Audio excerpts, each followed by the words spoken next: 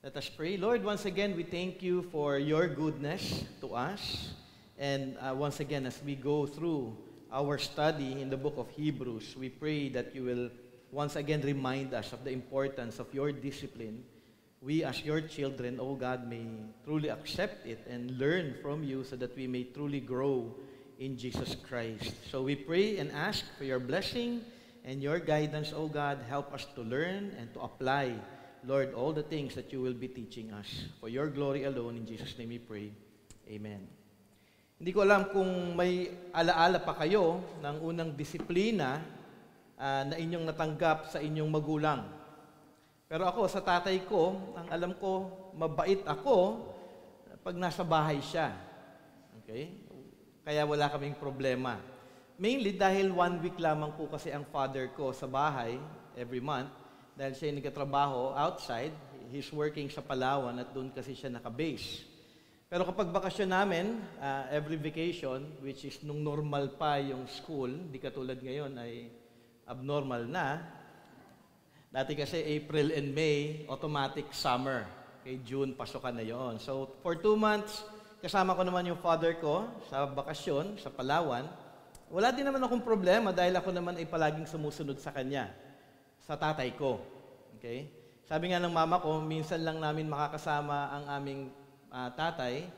Maging mabuti kami dapat palagi, kami mga magkakapatid, dahil mabuti ang tatay ninyo sa inyo, dahil nagkatrabaho siya para sa aming lahat. Siguro ang isang bagay na alam kong hindi natuwa yung tatay ko sa akin nung bata ako ay nung inutusan niya ako bumili ng sabon dahil maliligo siya. Napakatagal na po noon, 1980s pa po ito, or late 80s na. Okay? Sabi niya, Safeguard White. Ako, dahil laki sa nanay, iba ang nabili ko, kahit alam ko na Safeguard White dapat. Pag-abot ko ng sabon sa tatay ko, alam ko na sa tingin pa lamang niya, ako ay nagkamali dahil hindi siya natuwa sa ginawa ko. Hindi niya ako pinalo, pero sinabi niya na hindi ito ang sabon na nais ko. Palmolive Pink ang binili ko. Weird, ano? Ang alam ko na kung tama ang maalala ko, no? Ayaw niyang mag-amoy babae dahil pang babae ang sabon na binili ko. Kaya siya parang discouraged. O, hindi siya natuwa. Okay? Though mapagpatawad talaga ang tatay ko, pero alam ko na hindi siya na-please noong araw na iyon, na simple lang naman ang utos niya sa akin. Hindi ko makakalimutan yon dahil hindi ko siya nasunod sa kanyang kagustuhan.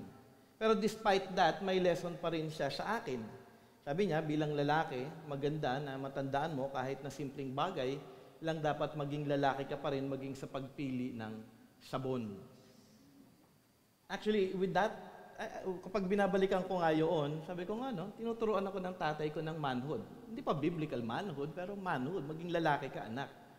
Kaya ngayon, gamit ko Irish Spring. Okay. Kaya minsan kapag bumibili ko ng sabon, tuwing naalala ko yung father ko teaching me those things dahil mahalaga po yun para sa kanya. Although hindi ako na-disiplina once ng papa ko, wala akong alaala na pinalo niya ako dahil nga hindi kami madalas magkasama at most of the time talagang sumusunod kaming mga magkakapatid at mabuti kami palagi. Okay? Ang talagang nagdidisiplina sa akin noon, nung ako'y bata pa, yung aking nanay. Alam ko kasi matigas ang ulo ko, syempre palagi ko siyang kasama. Alam ko na dapat talaga akong paluin dahil sa dami kong kalokohan.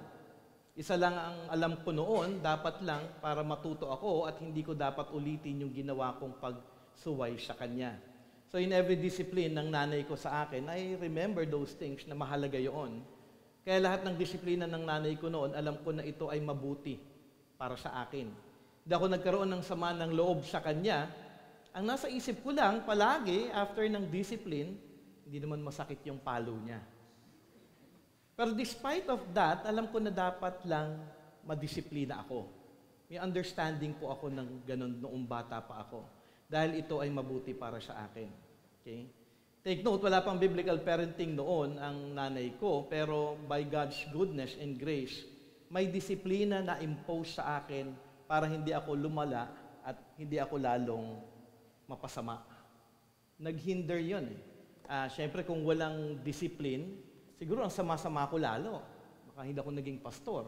Baka napariwara ako ng mas lalo pa. Pero even those times, God was moving by His sovereign grace na mahalaga ito, importante ito, at I thank the Lord dahil though hindi clear ang biblical discipline during those times nung bata ako ay natuto ng maraming bagay sa nanay ko. So kung mahalaga ang disiplina sa magulang natin, mas lalo nating makikita ngayon ang kahalagahan ng disiplina ng Diyos. Siguro ating basahin ang ating passage in Hebrews chapter 12, verse 14 to 11.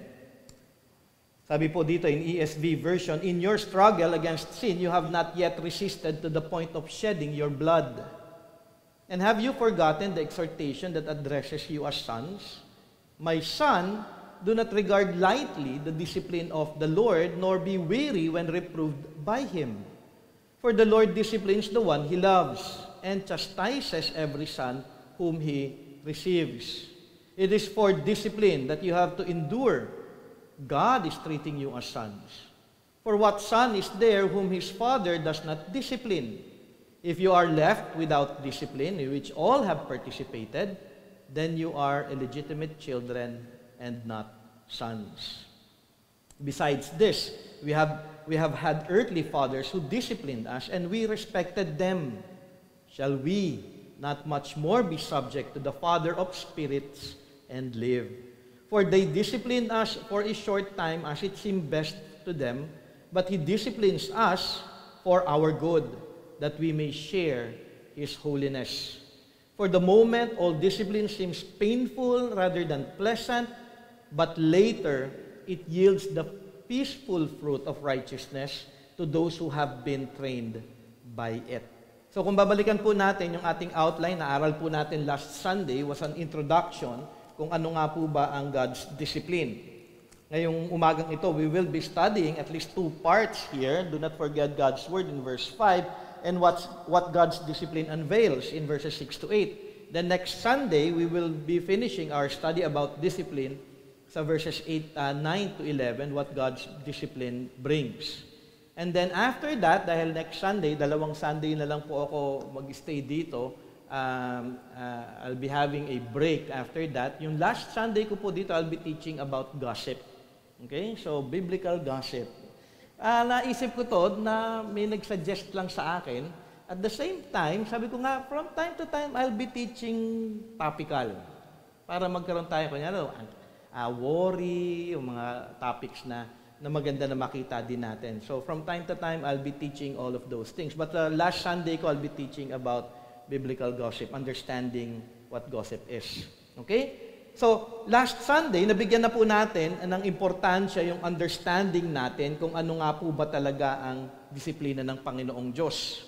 Binigyan po natin ng definition yung discipline in Greek, which means to provide instruction with the intent of forming proper habits of behavior. So, in a way, hindi po negative ang discipline. It is positive. If we're going to take it doon po sa kanyang definition na ating pong nabasa regarding discipline. Kasi ayaw po natin lahat ng discipline eh. Diba? Ayaw po natin yan, nilalayuan po natin. So, kapag ayaw na natin ng discipline and understanding the definition of it, parang ayaw natin ng instruction. Diba? So, magiging negative kapag tayo ngayon nag-respond in a negative way. But we are to accept it because this is good, because when we are disciplined and when we accept discipline, ibig sabihin lamang nito, I want to be instructed by the Lord. Gusto ko na tunay na ma-form yung proper habits of behavior that will glorify and please my God. Not only that, na inaral natin yung definition, inaral din natin yung purpose ng ating Panginoong Diyos in discipline. Bakit nga ba nagdidisiplina ang Panginoon? Number 1 is for retribution, okay, punishment dahil may nagawa tayong kasalanan. May discipline din at instruction, mainly for prevention, para hindi natin, alam mo yun, gawin ang isang bagay na hindi maganda. And that is, katulad kunyari, ngayon, I'm preaching, this is a way of God teaching us, giving us instruction para ma-prevent tayo na malayo sa ating mga kasalanan, and then education. Yung pangatlo, the Lord instructs us so that we may be educated, so that we may learn the Word of God, at mai-apply natin ito by grace sa aking buhay. At aking dalangin na hindi nyo po makakalimutan ang mga katotohanan ito dahil ito po ay makakatulong para sa inyong paglago kay Kristo Jesus. So discipline is good. Discipline is positive. Discipline is a blessing. Mahalaga na ito ay matanim sa ating mga isip at mabago ang mali nating pananaw patungkol sa understanding natin na disiplina. Pero dahil sa makasalanan, ang puso ng tao, maging sa church, ito ay negative pa rin sa paningin ng maraming mga Christian. Kung ako ay may nagawang mali o kasalanan, pupunta ako kay Brother Jay para makatanggap ng disiplina na sa ating pag-aaral, mabigyan ako ng instruction na maturuan ako o kung ano ang biblical na dapat kong gawin at matrain ako na lumago kay Jesus. So, dapat ganun po yung approach natin. Kung may mga bagay na hindi ko naintindihan, kung may mali akong nagawa, then approach me. Or approach your self-servant para matulungan kayo na ma-instruct.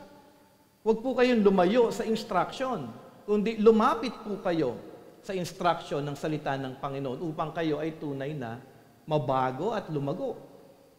Hindi ka lalayo bilang Christian sa instruction na makakabuti para sa iyo. Dahil ang instruction na mayroon tayo, mainly dito sa church, ay palaging nakaayon naman sa salita ng Diyos, which is good.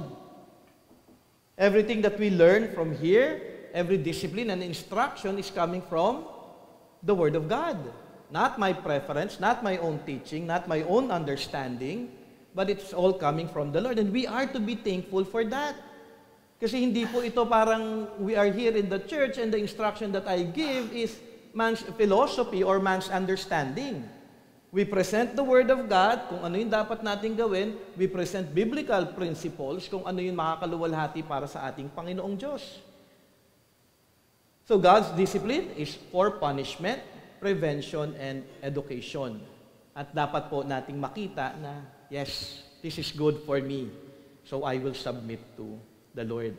But let's move on with our study in verse 5. Do not forget God's word. Balikan ko lamang po yung passage na ito, verse 5. Sabi po doon, and have you forgotten the exhortation that addresses you as sons? My son, do not regard lightly the discipline of the Lord, nor be weary when reproved by Him. Mahalaga na maitawid natin ito sa context ng sinulatan ng writer. Marami silang pinagdaraanan na sitwasyon at that time, yung sinulatan po dito ng writer, mahirap yung kanilang sitwasyon, pero paalala sa kanila in verse 4 na in their struggle with sin, it is not up to the shedding of blood. Hindi ka pa umaabot to martyrdom.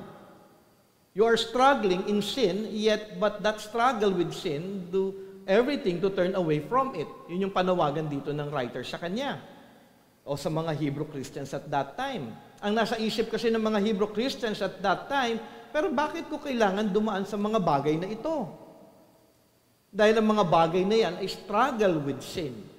Ay isang paraan para kayo ay maturuan o discipline ng ating Diyos. At ito ay mabuti dahil ito ay maaaring punishment if you sinned against God para hindi nyo ulitin. Ito ay preventive para inyong layuan ng kasalanan o ito ay education para kayo ay matuto sa inyong sundin ang kalooban ng Diyos.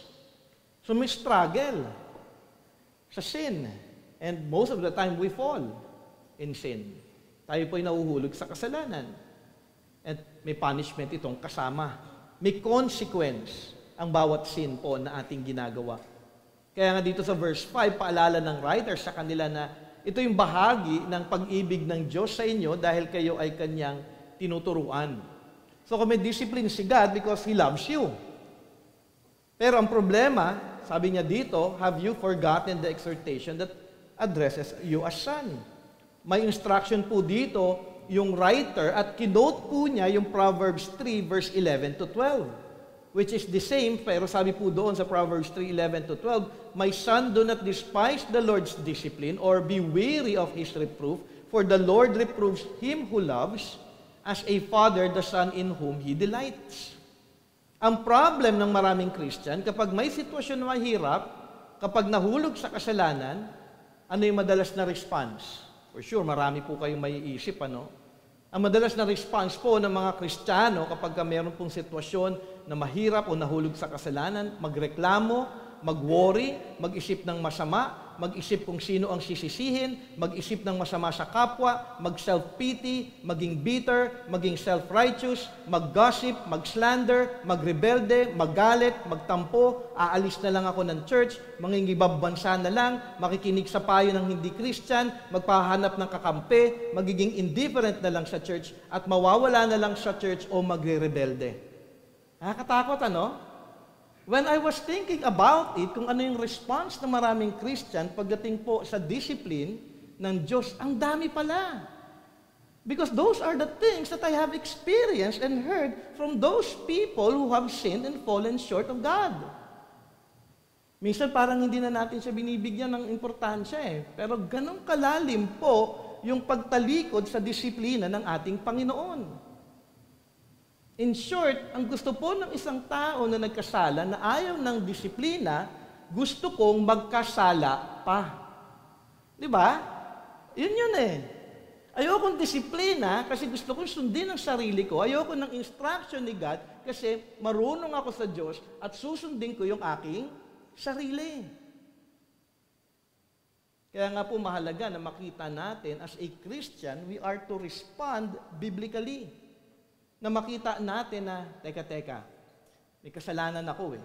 Okay? May sitwasyon ako na mahirap, hindi ko masyado naintindihan, teka, may kasalanan ba ako, Lord, na nagawa? Alam mo yun, magpo-pause ka, mag-iisip ka, mag-pray ka. Teka, oo nga, may mali akong nagawa. And the Lord is telling me to slow down, to think and pray, and ask for mercy na may nais ang Diyos sa akin ngayon na dapat kong matutunan. At kailangan kong tumugon ng tama na ayon sa kanyang kalooban para hindi ako mahulog palalo sa kasalanan. Yun yung tamang response. Yun yung biblical response. Teka lang, may mali. May palo ang Panginoon sa akin ngayon. Binabago niya ako. Yung unang response, worldly. Yung pangalawang response na aking kakasabi pa lamang is godly. Paano ka ba mag-respond? Kailangan po nating suriin eh. Paano tayo mag-respond sa bawat disiplina, sa bawat pagpapayo, okay? Sa bawat paalala ng ating Panginoong Diyos sa atin. Ang pangalawang response, ang tuon ng writer dito. Teka lang, may nakalimutan kayo. Ang ginagawa ninyo, maaari na ginagawa ng mga Hebrew Christians at that time because of the suffering and persecution and their struggle with sin is parang balik na lang ako sa dati kong pananampalataya. O kaya ayoko na lang na magpatuloy pa bilang isang Christian. Kasi ang hirap nito. Pero sabi nung writer sa kanila, have you forgotten the exhortation that addresses you as son? My son, do not regard lightly the discipline of the Lord, nor be weary when reproved by Him. Ang ganda na paalala niya eh. Teka lang, anak ka ng Diyos, di ba? Nakalimutan mo ba na kung ikaw ay nagkasala, kung ikaw man ay nalalayo sa ating Panginoon, kung meron ka mang mahirap na sitwasyon, you are sons. Ikaw ay anak ng Diyos. And do not regard lightly the discipline of God. Bilang anak, out of the sovereignty of God, the Lord allows things to happen in your life. Nangyayari ang lahat ng bagay sa ating buhay, hawak ng Panginoon yun. Yun yung kagandahan. Alam nyo, importante if you have real time, pagka may time po kayo, study the sovereignty of God. Napaka-crucial po yan sa isang mananampalataya. That God is sovereign. Study that. Importante po na maunawaan natin that in everything God is in control, that God is sovereign, that He is providentially working in our lives. Kasi yun yung padalas po na nakakalimutan po ng maraming mga Christian eh. That God is sovereign. But when you understand that, yung truth about God's sovereignty, makakapagpalaya po ito sa atin eh. Magiging biblical po ang ating magiging pananaw sa maraming pagkakataon. So, be reminded of that. The Lord allows things to happen, to be disciplined kung ikaw ay nalalayo na sa Kanya, kung nagkakasala ka sa Kanya. So, anong instruction na nakalimutan nila na hindi nila i-regard lightly ang disiplina ng Diyos? Ikaw ay anak, at huwag mong maliitin, baliwalain, hindi bigyang importansya ang disiplina ng Diyos. Ito ang madalas na problem ng Christian. They regard lightly yung discipline po ng Diyos sa kanila. thinking na normal lang naman ito. Ganito naman talaga yung sitwasyon ko. Palagi naman ito nangyayari. Pero in everything that is happening in life, the Lord gives us ways to learn from Him for our growth in our Christian walk. So, ibig sabihin, kung may mahirap na sitwasyon, the Lord is allowing you to go through that for you to be instructed, for you to learn from the Lord, be educated kung paano ka talaga dapat lumakad bilang isang Kristiyano. Naalala ko yung isang teaching, sinabi ni John MacArthur about a person na palaging nagwo-worry, palaging nag-aalala, palaging nagpapanik, takot sa maraming bagay, in a way, anxious siya in general. Ang paalala ni John MacArthur, kung ganito ka, kailangan mong makita na kailangan mong maunawaan ang sovereign purposes of God sa lahat ng mga Christian. Out of God's providence, God is working in all our life to mature us in Christ. So, ibig sabihin, even those trials that we go through in life is providence ni God yun para tayo mag-mature in Christ. And one way kung bakit ka nahuhulog sa sitwasyon na panic, worry, being anxious, ay dahil may kasalanan ka sa buhay mo.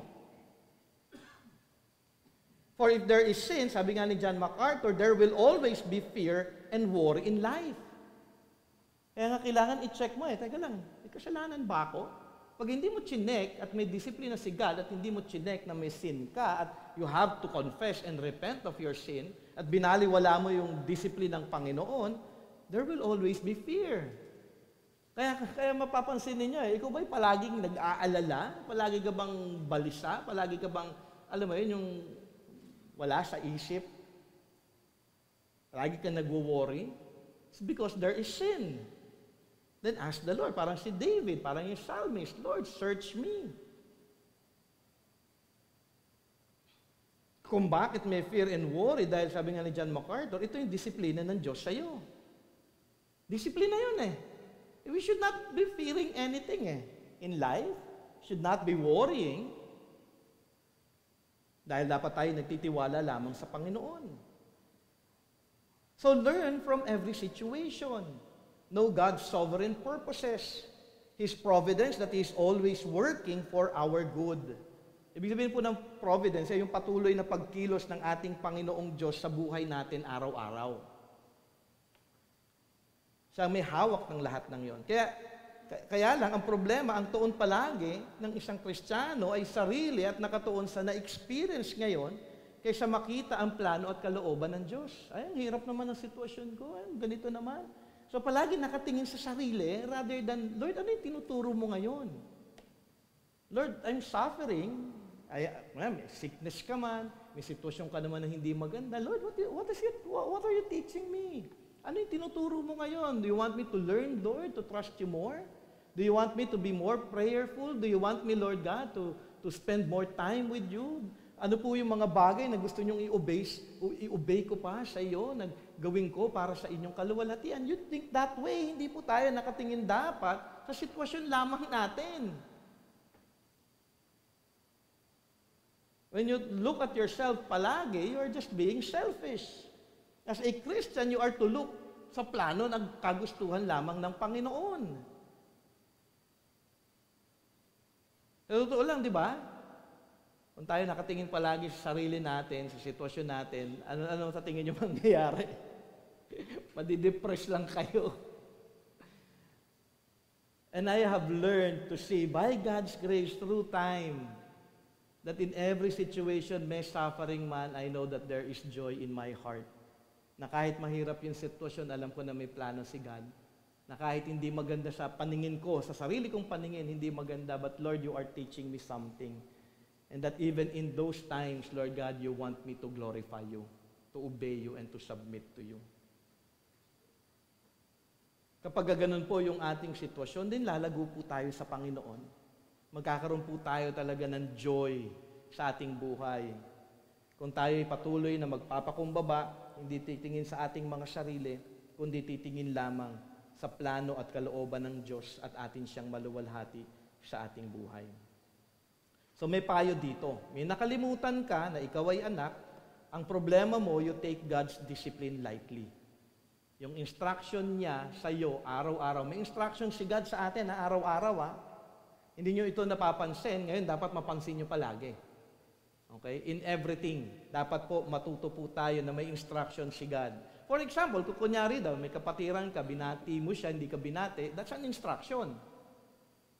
Ano yung mag-response ng isang worldly? Selfish. Yabang naman ito, hindi ako kinamayan. Pagka Christian ka, okay, Lord, tinuturuan niyo ako na maging patient at maging loving pa sa iba. Kunyari daw, mag-travel ka, wala kang masakyan na jeep. Punong-puno lahat ng jeep. Anong tinuturo sa iyo ni God doon? Anong madalas na reaction ng tao? Tagal ko na dito. Diba? Puno na naman. Wala na bang sasakyan? Lord, grabe. Rather than, Lord, wala pong sasakyan, Lord, help me, Lord, na hindi po magalit, mainis. Help me to be patient because you are teaching me to be patient. Every situation is an instruction coming from the Lord for you to respond in a godly way. At mahalaga po yun na matutunan natin bilang Christian. Diba? Mahirap, hindi ko sasabihin madali It will take time bago talaga nyo makita yung process na yun. But it's good that you are starting right now. Kung hindi po ganun yung thinking ninyo, at hindi biblical yung inyong thinking, kailangan po mabago ang lahat. Kaya sa work, bakit ganito yung boss ko? Ang sama-sama. Diba? Mag-resign na lang ako. Okay, magiging tamad na lang ako. Hindi. I will work harder. Dahil nilagay niyo ako, Lord, dito sa sitwasyon nito, I will trust you. I will submit to you. Di ba? So dapat po tama. We don't take God's discipline lightly. Okay? How are we taking God's discipline lightly? May suggestion po si John MacArthur sa kanyang commentary, and I added here sa ating preaching. We become callous to God and His Word. Okay? Callous meaning hardened o napatigas na ang ating puso at wala nang pagkilala sa Diyos sa Kanyang salita na mayroon siyang ginagawa para sa ating paglago kay Jesus. Okay? Tigas na Kasi nakasanayan mo na, may pattern of life ka na, ayaw mong i-break yung pattern na selfish yung heart mo, na selfish pattern of life, kailangan mong i-break yun dahil callous na yung iyong puso. Kaya pag may discipline, imbes na mapapalambot ang ating mga puso at mag-submit kay God, nagiging matigas pa at binabaliwala ang kanyang instruction. So, matigas na nga ba ang puso natin? Check natin yan, Lord, matigas na nga ba? Na parang hindi ko napapansin ang iyong pagkilos sa aking buhay kung saan nais ninyo ako na lumago. Pangalawa, we complain. Okay, imbis na mag-submit, diba? Sabi ko nga kanina, complain. Imbis na mag-submit sa instruction ni God, madalas ang ginagawa ng maraming mga Christian, mag-complain. Si ano kasi ganito, kaya ako ganito, mahirap lang ang sitwasyon, kaya ikaw kaya. Ang hirap-hirap ng sitwasyon.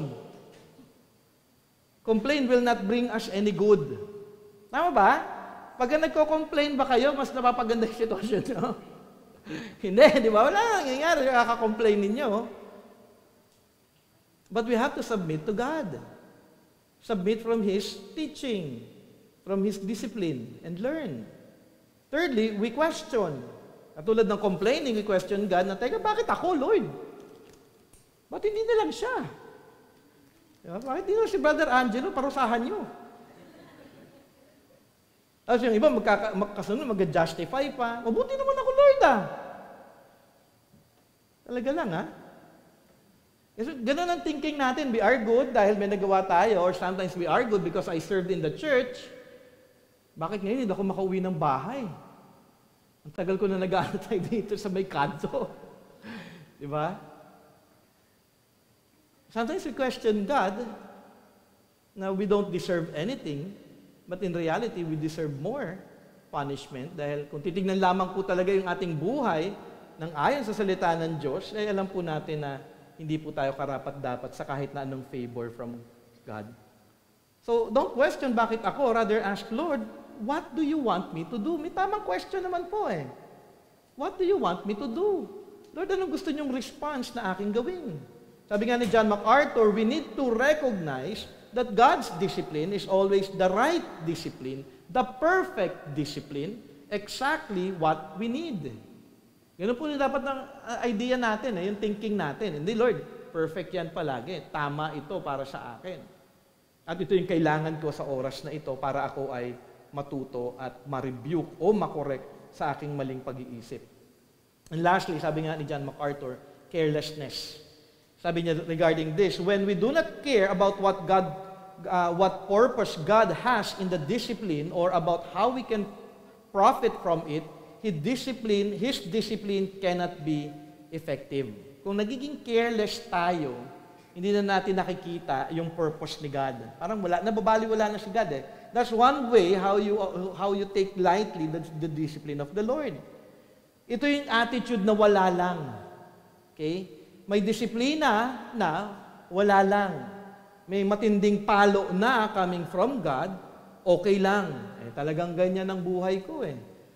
Minsan okay, minsan hindi. Ngayon lang ngayong araw na hindi, di talagang ganyan. Dinidisiplina ka na nga ni God eh. Diba? Bahala na si Lord, okay? Rather than, Lord, ano po ang gusto ninyong matutunan ko?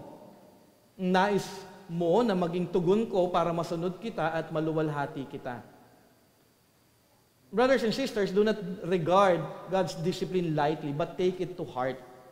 That if there is a discipline from the Lord, learn, grow, submit, take that opportunity to listen to God and learn from Him. Sabi ko nga baka isipin ninyo, Brother Jay, paano ko bang malalaman kung dinidisiplina ako ng Panginoon? Sabi ko, may mga sitwasyon na mahirap, mararamdaman ninyo yon, maiintindihan nyo yon kung Christian ka. You just have to be aware. Okay? Kaya daw traffic, God's discipline yon. Meaning, instruction. Anong gagawin ko kapag ka traffic? Naunawaan nyo yun?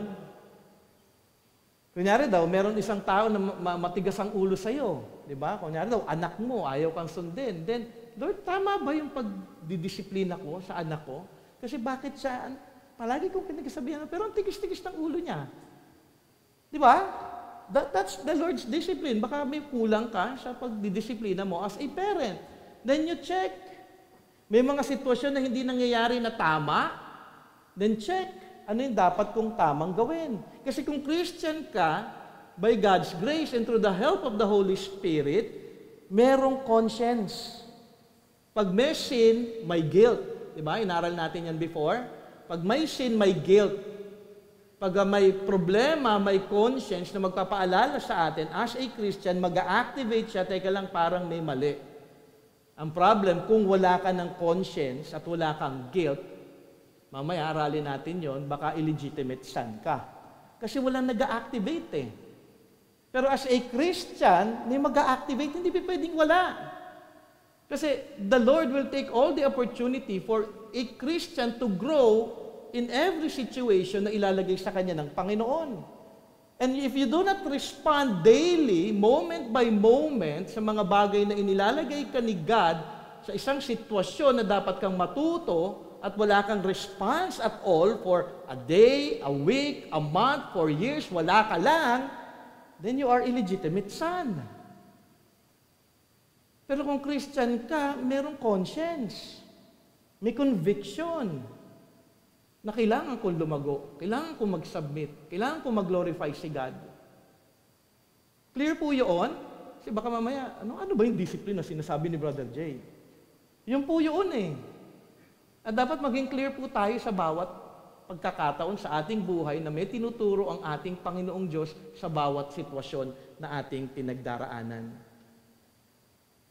Dagdag po ng writer dito, nor be weary when reproved by Him. Huwag kayo ma-discourage sa pagtutuwid ng Panginoon. Don't lose heart. Ito yung problem din ng maraming Christian. Kaunting disiplina, lose heart na. Okay? Maraming Christian, nawawala na lang kagad ng pag-asa. Siguro ganito na lang talaga ako. Okay? Hindi na ako magbabago. Mag-self-pity, ikukumpara ang sarili sa iba. You have to stand in the truth. Hindi ka natututo dahil gusto mo sundin ang gusto mo kaysa sundin ang kalooban ng Diyos. Kaya po ganun.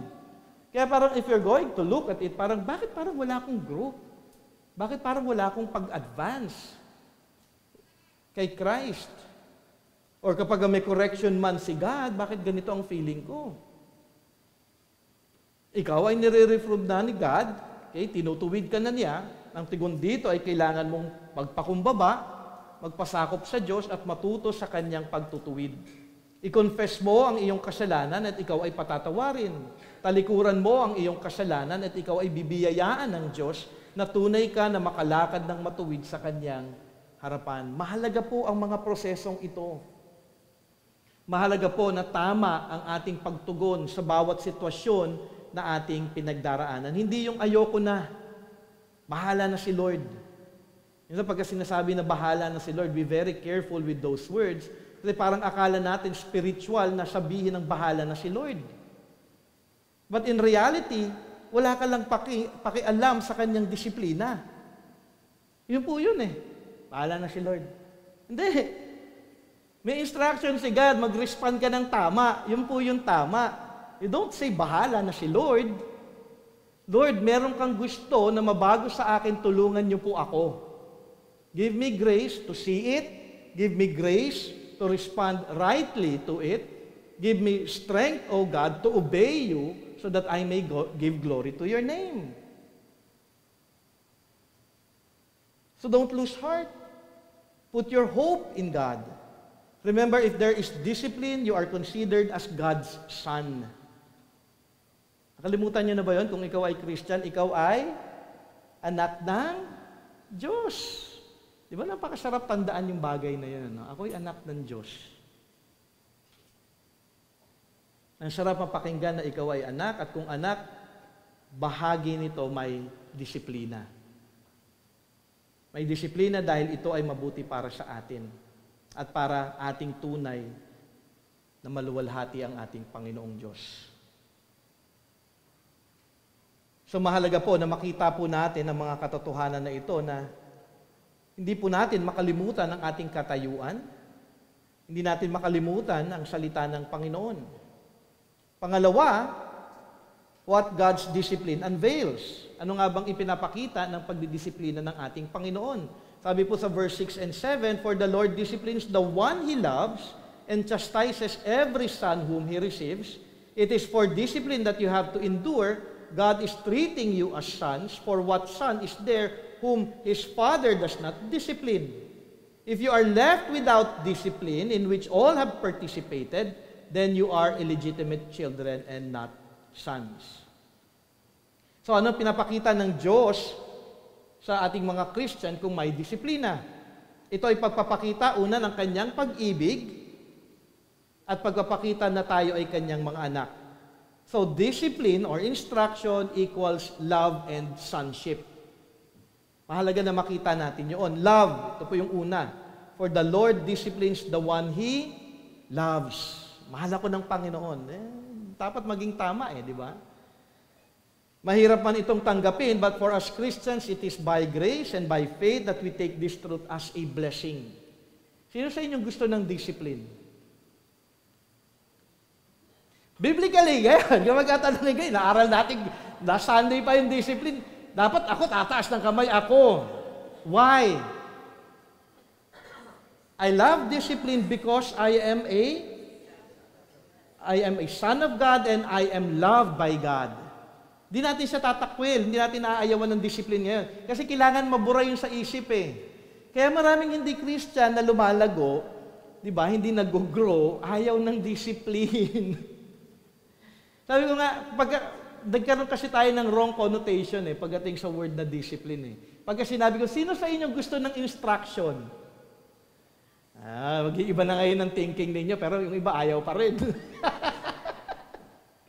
I do hope hindi ganun, But we have to renew our minds from a worldly understanding and worldly perspective to a biblical and renewed by the grace of God. Discipline is good because that is instruction. Okay? So, sinong gusto ng discipline? Nagkataas na lang kamay iba. Kasi mahal ka ng Panginoon pag ikaw ay dinidisiplina. Napakagandang pakinggan yun. Alam niyo yun, when I was, alam niyo, isa ito sa mga passages in Hebrews kung bakit ko siya pinili. Kasi I learned a lot from this passage before because, sabi ko nga sa inyo, matigas ang ulo ko. And I learned that instruction, discipline is good because I am loved by God. Sabi nga ni John MacArthur, we are God's children. God loves His children and is bound by His own nature and His own covenant to do them only good. Therefore, whatever we receive from God's hand, including discipline, is from, ang ganda, no? From God's love. And we have to take that in a biblical understanding na oo nga, ito yung tatanim ko ngayon sa puso ko, ito ngayon ang itatanim ko sa aking isip na sa bawat araw, sa bawat disiplina, bawat pagkilos ng Panginoon sa akin, hindi ito masama. So there's no a bad day. Wala pong bad day. Because God is sovereignly, by His providence, working for our good. Minsan kasi we ano na kagad eh. We end the day, it's a bad day. Di maganda. Natalo ko sa loto. Sana hindi naman gano'n, no? Kumbaga parang everything did not go well, na-traffic ka, tapos pag uwi mo, na-flat ka pa, tapos pag uwi mo, wala pang pagkain sa bahay, kakainin mo na lang siguro, tira-tira na lang doon, bahaw. Yun, tapos yung ulam pa ng isang araw, parang hindi talaga maganda tong araw na ito. If we're going to take it, that situation parang in our perspective, but in God's perspective, the Lord is teaching us to be patient, to trust Him, to depend on Him, to submit to Him, and to respond with, thank you, Lord. Because you are teaching me to grow more and to be patient and to be content. Di ba ang ganda kapag tama yung understanding natin in every situation? And it's hard to understand that. Alam ko, naintindihan ko yun, but I do hope pag-pray nyo po yun.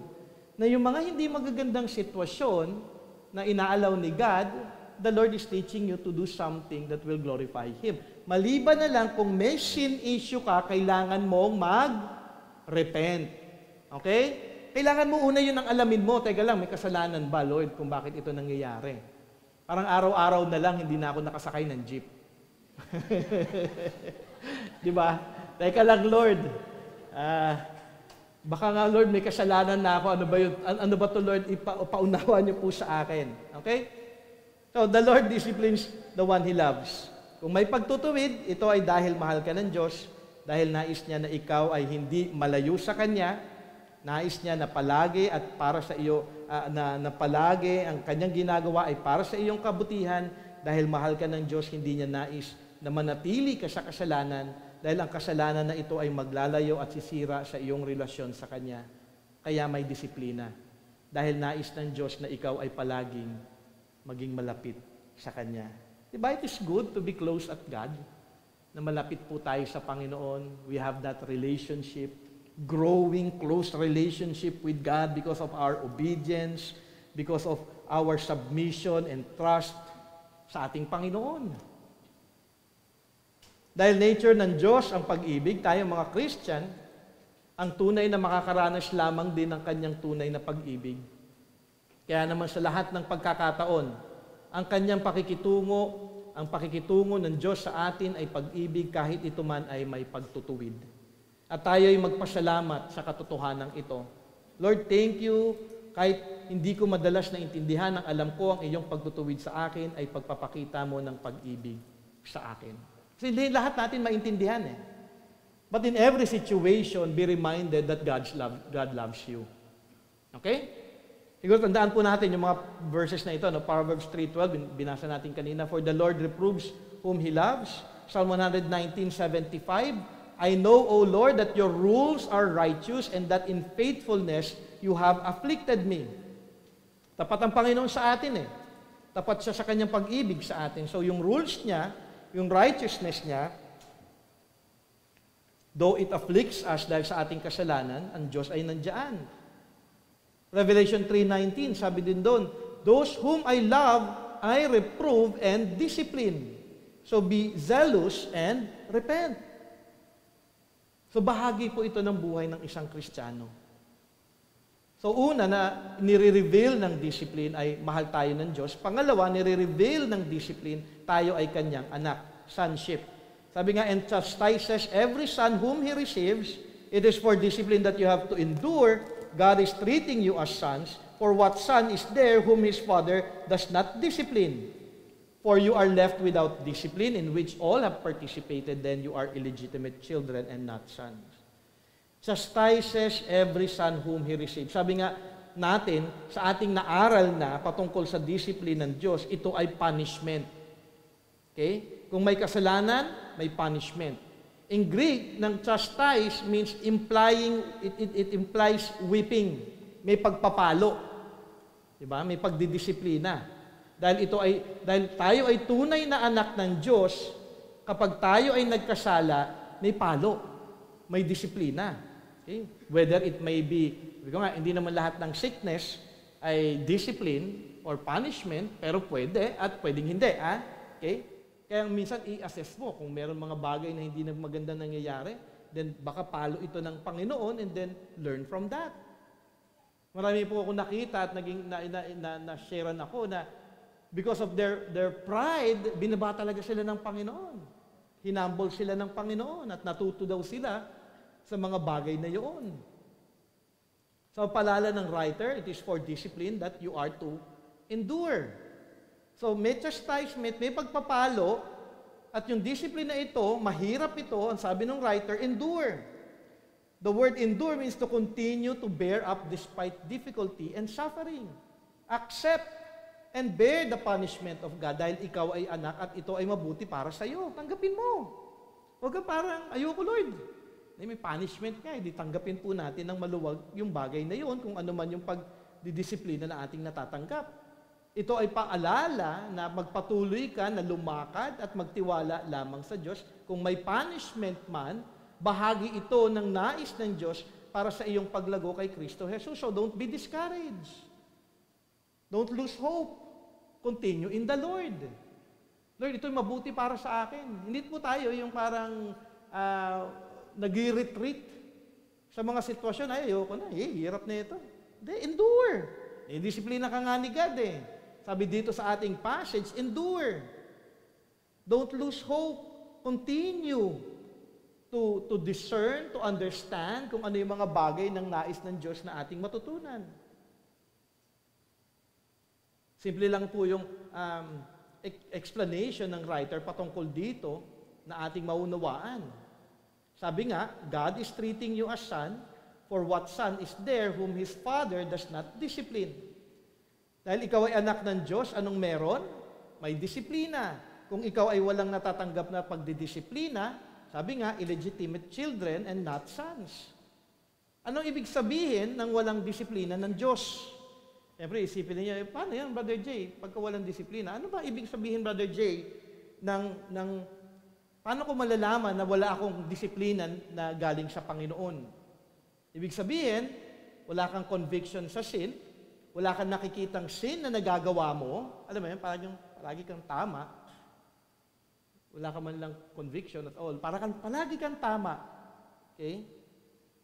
Namumuhay ka ng walang experience ng pagtutuwid ng Diyos at wala lang sa'yo kung ano man ang nangyayari.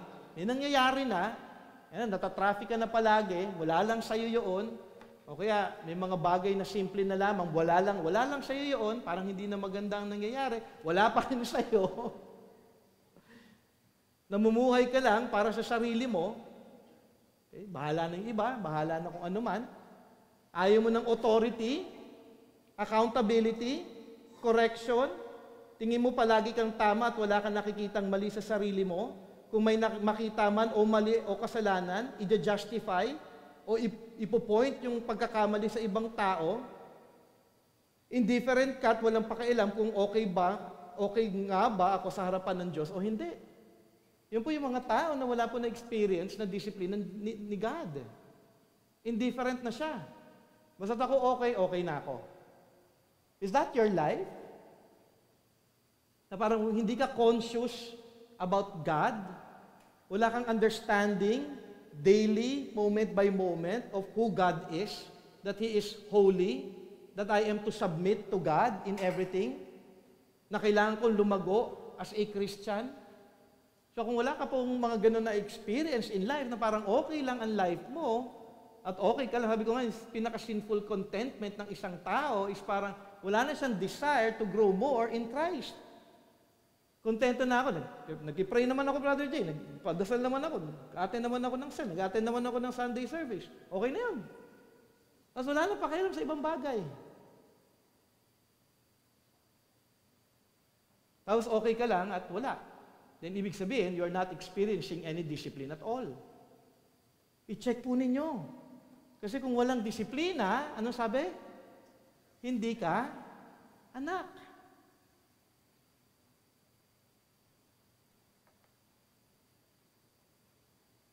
So ask yourself, is there guilt pag may sin? Is there conviction if there's sin? Is there fear of God?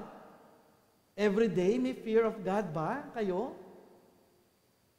Kasi yun yung understanding dapat natin with a godly person. A godly person is always aware kung sino ang ating Panginoong Diyos moment by moment, and we respond sa godly fear na meron tayo with obedience, submission, trust, and dependence kay God. That is a godly person. Aware siya kung sino ang Diyos. Nag-respond siya sa kalooban ng Diyos. Is there consciousness that there is a God that you are accountable? If this is your life, walang accountability, wala lang at bahala na at okay naman ako, baka hindi ka nga anak ng Diyos. Kanino kang anak? Sabi nga sa John 8:44, you are of your father, the devil, and your will is to do your father's desire. Yun eh. Dalawa lang ang pwede mong maging ama. It's either God or the devil. Kaya i-check po natin what God's discipline unveils. We are loved by God and that we are His sons. And as sons, we receive discipline and we rejoice in that. Because those are instructions para makatulong po sa ating lahat. We receive discipline and that is God showing us love sa ating lahat. And we should rejoice sa bagay na yon dahil ako ay mahal ng ating Panginoong Diyos. Have you forgotten the exhortation that addresses you as sons? My son, do not regard lightly the discipline of the Lord, nor be weary when reproved by Him. For the Lord disciplines the one He loves and chastises every son whom He receives. It is for discipline that you have to endure. God is treating you as sons. For what son is there whom his father does not discipline? If you are without discipline in which all have participated, then you are illegitimate children and not sons. Simple lamang po yung ating passage. Pero mahalaga na maunawaan po natin ito ng buo. Maunawaan po natin at atin po itong ilagay sa ating mga puso. Na tunay nga na ako'y mahal ng Diyos kung ako ay isa na kay Kristo Jesus. Kung walang discipline at kung hindi ka pa anak ng Diyos, may pag-asa pa. You have to go to God. You have to go to the gospel. You have to go to Jesus Christ. Brother Jay, wala akong parang na-experience na discipline. Brother Jay, parang tingin ko, wala lang ako. Then if you want to experience discipline with love and as a son, you need the gospel. Go to Jesus Christ. Acknowledge Him as your Lord and Savior. Kilalanin mo na ang ating Panginoong Diyos sa Kanyang pag-ibig. Tayo ay nagkasala sa Kanya dahil siya ay banal at gumawa siya ng paraan para tayo ay mapatawad. Kanyang ibinigay ang Kanyang anak upang tayo ay mapatawad sa ating mga kasalanan, upang tayo ay maging matuwid sa Kanyang harapan, hindi dahil sa ating mga sarili, kung hindi dahil sa ginawang katuwiran ni Kristo Jesus, dahil si Kristo ang nakasunod perfectly para sa atin. Siyang nagbayad ng lahat ng ating mga kasalanan. Siya'y nabuhay muli upang pagwagian ng kamatayan, para kung sino man ang mananampalataya kay Kristo Jesus, siya'y magkakaroon ng buhay na walang hanggan. If you are in Christ, you will not experience death. Yes, physical death dahil lahat po tayo mamamatay physically. But spiritually, when we die, we will go straight before our Lord and Savior, Jesus Christ. And while we await that time, waiting to be with Christ, we are here on earth as God's children. And as God's children, He as our Father, nais ng Diyos na tayo ay nagpapasakop lamang sa Kanya. Nais ng Diyos Ama na tayo ay sumusunod sa Kanya. Nais ng Diyos Ama na tayo ay maging kawangis ng Kanyang anak na si Kristo Jesus habang inaantay natin ang Kanyang muling pagbalik o ang araw ng ating kamatayan upang tayo ay maging magandang example sa lahat na tunay nga na may Diyos, na tunay nga na ang Diyos ay Diyos ng pag-ibig dahil ako ay binabago niya araw-araw sa wangis ni Kristo Jesus upang ma-experience ng ibang tao ang karakter ng Diyos, ang buhay ni Kristo sa akin. We live not for ourselves anymore. We have died to sin and we are now alive in Christ. And if you are alive in Christ, God will sanctify you. God will discipline you because He loves you and because you are His children. Let us pray.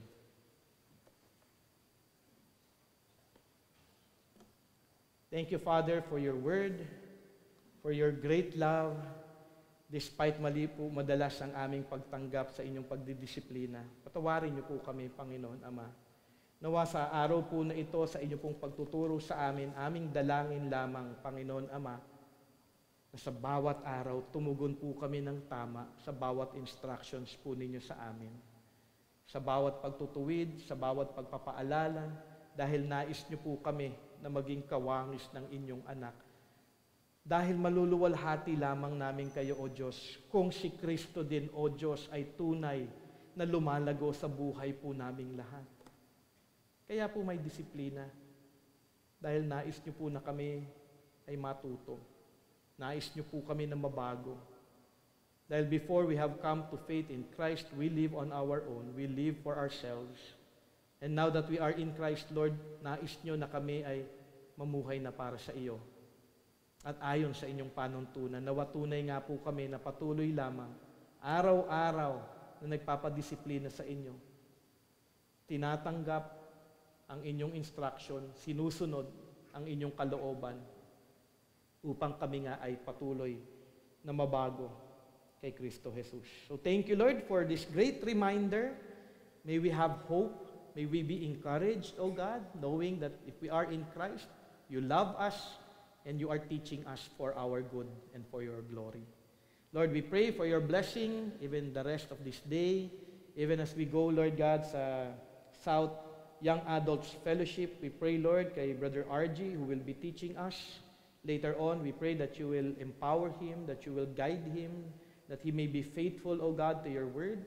We pray for our travel, O God, na maging safe po kami. Kayo po ang manguna sa aming lahat na pupunta roon, Panginoon Ama, maging sa aming fellowship as we travel. May we have that joy in Christ. Lord, thank you, and we pray in the coming days, may we only walk in the light and help us, Lord God, to turn away from any temptations, Lord God, na maaring maglayo sa amin sa inyo. Tulungan niyo po kami na patuloy na manampalataya, patuloy na magtiwala, patuloy na sumunod, upang kayo ay aming maluwalhati. In Jesus' name we pray. Amen and amen. Siguro,